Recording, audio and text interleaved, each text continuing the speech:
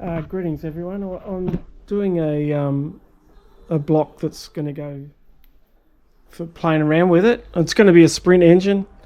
I've honed this machine and honed the block. I've got a torque plate, 2 inches thick. Got that from Chris Swingler. And I thought I've bore indicated, with the dial indicator, all that sort of thing, all the bores, and they read 0 on the scale, straight down all the way round, so nice and straight. I put the torque plate on it, and I torqued the bolts up to replicate the factory setting of 55, 60 pound, and the maximum, and I measured the distance.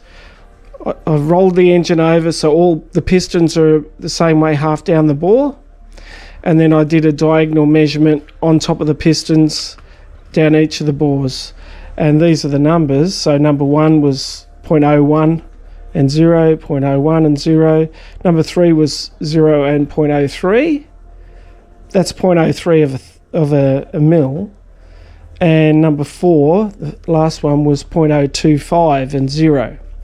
Then I torqued it up because I'm going to use ARP bolts kit, and that specifies 80 foot-pound, which is 108 Newton meters. I've torqued this up to 108, and the measurements were for number 1, 0.015 and 0, 0.02 and 0, 0.03 and 0, and 0.035.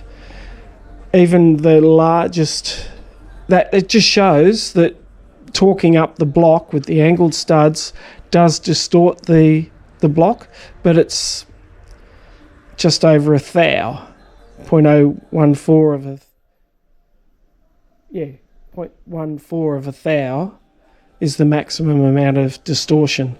Anyway, I just thought which is acceptable for what we've got, but it's interesting how much the block does move and how much different it moves from factory bolts being 55 and ARP being 80. It distorts it that little bit more.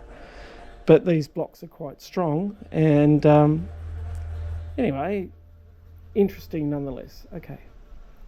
It'll be interesting to see what happens. I'm getting my machine block from HM Engines hopefully this week, and that'll be all nice and straight. I'm going to put this block on it and see what happens when I torque it up. Interesting. Thank you.